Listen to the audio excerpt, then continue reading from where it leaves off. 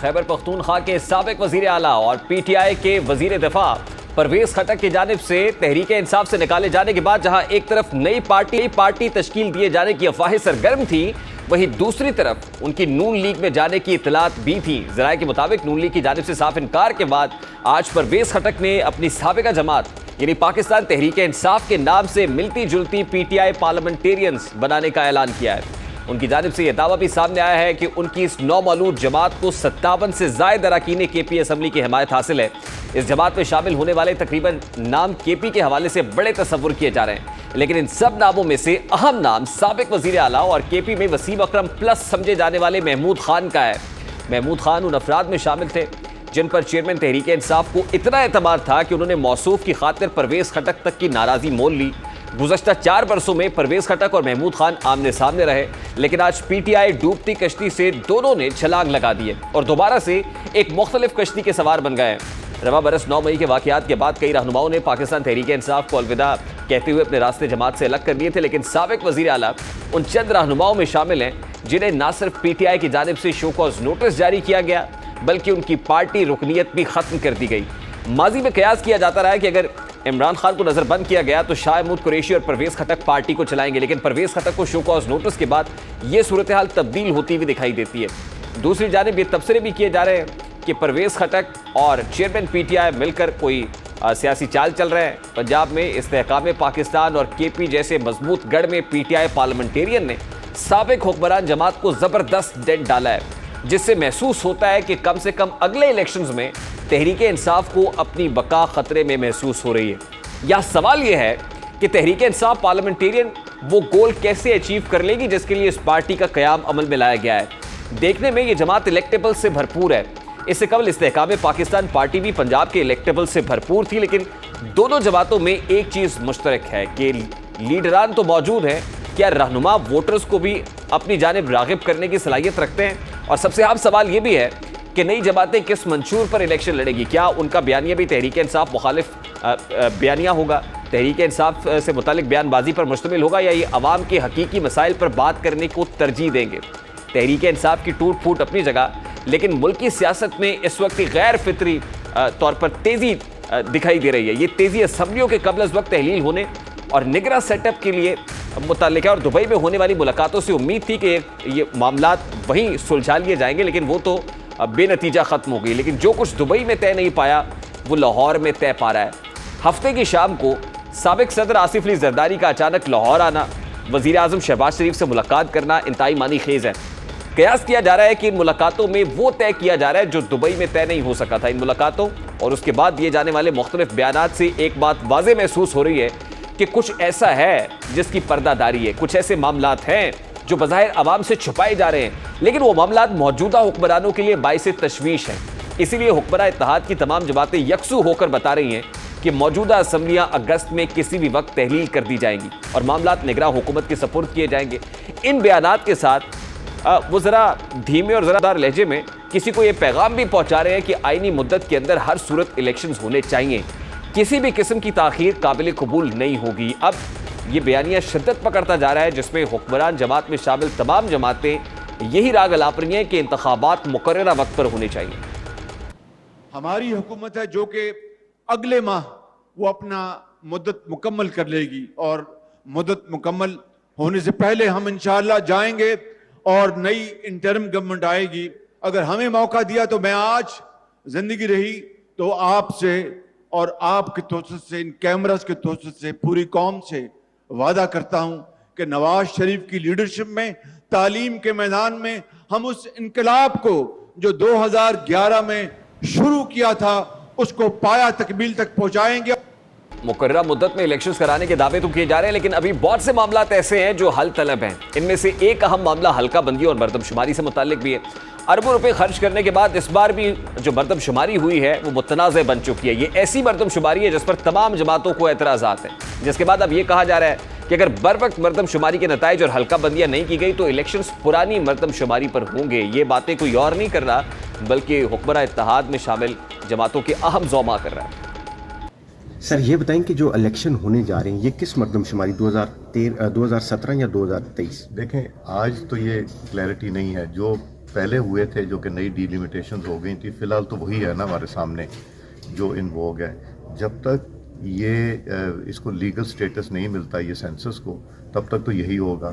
سر اس سے الیکشن مزید تاخیر کا شکار تو نہیں ہوگا؟ انشاءاللہ نہیں ہوگا، انشاءاللہ الیکشن ٹائم پہ ہوگا. ایاز صادق کا یہ اسٹیٹڈ پوزیشن ہے. احسن اقبال بھی کچھ ایسی باتیں کر رہے ہیں، لیکن 2017 کی مردم شماری پر کروانے کی منصوبہ بندی جو الیکشنز کی ہے، اس مردم شماری پر حکمراں جماعت میں شامل تمام لوگ اس سے پہلے کیا کہتے رہے، کیسے اعتراضات اٹھاتے رہے، ذرا اس کی ایک جھلک بھی آپ کے سامنے رکھتا ہوں.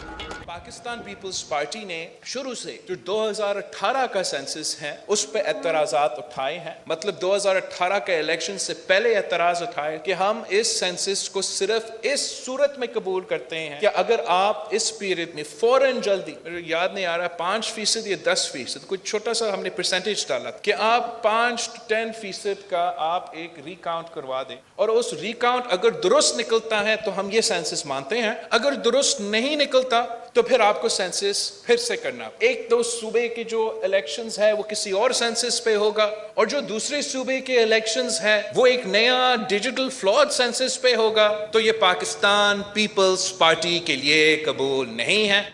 قمر زمان قاہرہ صاحب نے ہمیں جوائن کر لیا، لیکن اس سے پہلے کوئکلی خالد مقبول صدیقی صاحب ایم کیو پاکستان کے جو کنوینر ہیں، انہوں نے اس سینسس سے متعلق کیا کہا ہے، ذرا اس کی ایک جھلک بھی آپ کے سامنے رکھتا ہوں. ہم نے گزشتہ 5 سال میں بہت قربانیاں دے کر، اپنے حصے سے زیادہ کی قربانیاں دے کر سندھ کے شہری علاقوں خصوصاً کراچی میں امن خراب نہیں ہونے دیا ہے، اور وفاق سے بھی یہ مطالبہ کرتے ہیں انصاف کریں اور جو وعدے کیے تھے وہ پورے کریں. اس شہر کی آبادی 3 کروڑ کے لگ بھگ ہے، اور اس سے کم پر ہم کسی بھی مردم شماری کے اعداد و شمار کو تسلیم نہیں کریں گے. مشیر وزیر اعظم پاکستان پیپلز پارٹی کے مرکزی رہنما قمر زمان قاہرہ صاحب ہمارے ساتھ موجود ہے. السلام علیکم قاہرہ صاحب، بہت بہت شکریہ آپ کے وقت کے لیے. قاہرہ صاحب، خالد مقبول صدیقی صاحب کا یہ ساٹ آپ نے سنا، اس سے پہلے بلاول بھٹو صاحب ماضی میں مردم شماری سے متعلق کیا کہتے ہیں. وہ کہتے ہیں 2018 سے پہلے بھی ہم نے پرانی مردم شماری کے اوپر جو اعتراضات ہیں وہ اٹھائے تھے. پیپلز پارٹی کو اعتراض رہا ہے، آج نون لیگ اور پیپلز پارٹی ہمنوا ہے کہ پرانی مردم شماری کے اوپر انتخابات ہونے چاہیے، لیکن ایم کیو ایم نے طبلِ جنگ بجا دیا ہے کہ پرانی مردم شماری ہمیں قابل قبول نہیں ہے. کیا کریں گے؟ دیکھیے مسئلہ تو یہ ہے کہ کس کے لیے قابل قبول ہے، کس کے لیے نہیں ہے. نئی مردم شماری کے اوپر بھی تو ایم کیو ایم کو وہی تحفظات ہیں جو پرانی پہ ہیں. وہ جو آپ نے شارٹ سنایا اس میں تو انہوں نے واضح طور پہ کہا ہے کہ کراچی کی آبادی 3 کروڑ کے قریب ہے جی، اور اس سے کم ایگری نہیں ہے. تو اس کا مطلب ہے وہ اس مردم شماری کو نہیں مان رہے. لہذا اس مردم شماری کو بھی اگر نہیں مانا جاتا اور دوبارہ ان کے تحفظات پہلے بھی اپریل میں فائنل ہونی تھی، پر صوبوں کے کبھی کسی صوبے کے تحفظات سے اس کو ٹائم دیا گیا اور ابھی تک یہ فائنل نہیں ہوئی، اور پاکستان کا الیکشن میکسیمم نومبر میں ہونا ہے. اور اس الیکشن کے اندر نئی مردم شماری کے تحت تو ابھی ٹائم ہی نہیں ہے کہ حلقہ بندیاں ہو سکے. نئی مردم شماری کو فائنل کر کے سی سی آئی میں وہ اپروو ہو، اس کے بعد اس کی سیٹیں دوبارہ ایلوکیٹ ہو، اس کے لیے آئینی ترمیم چاہیے. کئی سارے اس میں تقاضے ہیں. لہذا پچھلی مردم شماری پہ الیکشن کرانا جو ہے وہ قانونی ہے. بعض اوقات حالات کے جبر کے تحت ہوتا ہے نا، کوئی چوائس نہیں ہوتی. لیکن قاہرہ صاحب اگر یہ مردم شماری والا معاملہ متنازع ہوتا ہے تو کیا آپ انتخابات کو تاخیر کا شکار ہوتا دیکھ رہے ہیں؟ تاخیر کا شکار نہیں ہو سکتے. اگر نئی مردم شماری پہ اتفاق رائے نہیں ہوتا تو پھر پرانی مردم شماری پہ انتخاب تو ہونے ہیں، کیونکہ اس پہ پہلے انتخاب ہو چکے، حلقہ بندیاں ہو چکی. نئی مردم شماری کے لیے وقت نہیں ہے، اور اس کے لیے بھی میں نے عرض کیا نا کہ اگر وہ مردم شماری کے اعداد و شمار ایگری کیے جائیں، سب ایگری کر جائیں اور وہ نوٹیفائی ہو جائے اور سی سی آئی سے اپروو ہو جائے، اس کے بعد کہیں جا کے وہ وقت آئے گا کہ آپ کہیں کہ جی وہ جو ہے اس کے اوپر نئی مردم شماری کے اوپر جو حلقہ بندیاں کی جائیں، اس کا بھی کوئی قانونی رستہ فی الحال موجود نہیں. اب لیٹ ہو گیا، اور اب ٹائم کے مطابق آپ کو اسی پرانی مردم شماری کے اوپر ہی کام کرنا ہے. اور الیکشن کمیشن نے اس پہ اناؤنس بھی کیا ہوا ہے کہ ہم پرانی مردم شماری پہ اپنا کام کر رہے ہیں. لیکن قاہرہ صاحب، کیا یہ اچھا ہوتا ہے کہ اس نئی مردم شماری کے تحت جتنے اخراجات ہوئے، پورا پروسیس ہوا ہے، اس کو کیپٹلائز کر لیا جاتا ہے، مٹیریلائز کر لیا جاتا ہے ان الیکشنز کے اندر؟ جی بہت کوششیں ہوئی ہیں، नेक नीति से हुई हैं, मैं किसी की नीयत पे शक नहीं करता, लेकिन उस अमल के अंदर बहरहाल लोगों का पूरी तरह एतमाद उस पर नहीं खड़ा हो सका और बार बार एक्सटेंशन, इसलिए वरना अप्रैल में ये फाइनल होनी थी, बार बार एक्सटेंशन की गई हैं। अब जो तहफ़्फ़ुज़ात अंदाजों पे हैं, अंदाजों के साथ तो नहीं, लेकिन कोई सॉलिड ग्राउंड है तो उसके ऊपर ये बात दुरुस्त है कि एक मुतनाज़ा मरदमशुमारी से डिलेड मरदमशुमारी बेहतर है। यानी बाय एनी मीन्स आप ये कह रहे हैं कि इलेक्शंस तो नवंबर में होने ही होने हैं, अब उसका कोई दूसरा हल नहीं है? जी, मरदमशुमारी उसके रास्ते की कोई रुकावट नहीं हो सकती। अच्छा कायरे साहब, अगर वाकई इतनी तेजी है तो फिर ये जो केयर टेकर सेटअप के हवाले से जो प्रोसेस है, आज शाहबूद कुरैशी साहब ने कहा कि दो बड़ों के दरमियान रेफर उन्होंने किया आसिफ अली जरदारी साहब और शहबाज शरीफ साहब की हफ्ते के रोज होने वाली मुलाकात जो मॉडल टाउन में हुई, कि दो बड़ों की इस मुलाकात में नाम फाइनल कर लिया गया है केयर टेकर प्राइम मिनिस्टर कौन होगा। Is it true sir? Shah Mahmood Qureshi साहब को शायद बैठे हों अंदर दरमियान में, मैं तो था नहीं, मेरे इल्म में तो मेरे भाई नहीं है, मेरी जमात के किसी के इल्म में नहीं है। जरदारी साहब से हमारी मुलाकात नहीं हुई कि उनसे पूछ सके, और इस मामले में नाम फाइनल करने के लिए प्राइम मिनिस्टर साहब अपने इत्तेहादियों से मशवरे कर रहे हैं, वो करेंगे, लेकिन उन्होंने फाइनल जब नाम करना है तो फिर लीडर ऑफ द अपोजिशन और लीडर ऑफ द हाउस दोनों ने मिलकर करना है, वो उनके दरमियान फाइनल होगा। लीडर ऑफ द अपोजिशन राजा रियाज साहब, और राजा रियाज साहब पर भी खासी तनकीद। जी जी, राजा रियाज साहब। और ये प्रोसेस कहाँ तक पहुंचा सर, इस हवाले से कंफर्म कर सकते हैं? कोई मुझे पता नहीं है जी कि ये उन्होंने भी इस पे इसका क्या लेवल है, क्योंकि ये हर बंदे के साथ शेयर तो नहीं होता। तो कायरा साहब, ये वैसे केयर टेकर सेटअप जो आ रहा है, ये कितनी मुद्दत के लिए आ रहा है, कोई अंदाजा है? ये जी कोई 75 दिन से कोई ये कह लीजिए 105 दिन के लिए होगा। तो सर जो मिसाल पंजाब में सेट हुई, आपको लगता है कि ये वफाक में सेट नहीं होगी, मतलब वो कुछ भी आ जाए? कंपैरिजन नहीं है, इसका कोई कंपैरिजन नहीं है। बहुत दफा मैंने गुजारिश की है कि apples with apples, mangoes with mango compare होने चाहिए। यानी हुकूमत में शामिल तमाम तर जमातें ऑन बोर्ड है और कंसेंसस है कि नवंबर से आगे नहीं जाने देंगे, क्योंकि ये था कि पाकिस्तान मुस्लिम लीग नून ये चाहती है इलेक्शन को डिले किया जाए, पीपल्स पार्टी चाहती है फौरी तौर पर इलेक्शन हो। नवंबर से आगे जा नहीं सकता। पंजाब के इलेक्शन में जो डिले हुई वो बुनियादी तौर पे असेंबलियां तोड़ने का अमल गलत था, इरादा गलत था।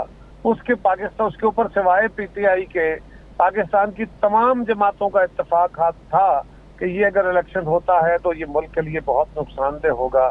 उसके ऊपर अदालत के अंदर तनाज़ा था, उसके अंदर वकला के अंदर तनाज़ा था, उस पर मीडिया के अंदर तनाज़ा था, लेकिन इसके ऊपर कोई दूसरी राय नहीं कि अब जब मुद्दत पूरी हो रही है असेंबली की तो उसके अंदर इजाफा नहीं हो सकता, ना केयर टेकर गवर्नमेंट इस तरह एक्सटेंड हो सकता। अच्छा कायरा साहब, लास्टली, क्योंकि ये एक तासुर है कि हुकूमत में शामिल जमातों की इनसिक्योरिटी भी बढ़ रही है, इसीलिए बड़ी शद्दोमत से कह रहे हैं कि इंतखाबात नवंबर बाय लेटेस्ट नवंबर में होने से आगे नहीं जाएंगे। वो ये है कि आज से पहले भी असेंबली मुद्दत पूरी होने के बाद ये कहा गया कि आईनी तौर पर इसकी मियाद बढ़ाई जा सकती है, 2024 भी हो सकता है। इकोनॉमिक ग्राउंड्स, इकोनॉमिक इमरजेंसी वाला मामला भी जो है वो सुनने में आता रहा, लेकिन अब जिस अंदाज में कहा जा रहा है, कहीं से इनसिक्योर महसूस कर रहे हैं कि अगर केयर टेकर सेटअप के हाथ में गया तो फिर पॉलिटिकल स्टेक होल्डर्स के हाथ से निकल जाएगा। मेरी क़यादत, मेरी जमात, मैं खुद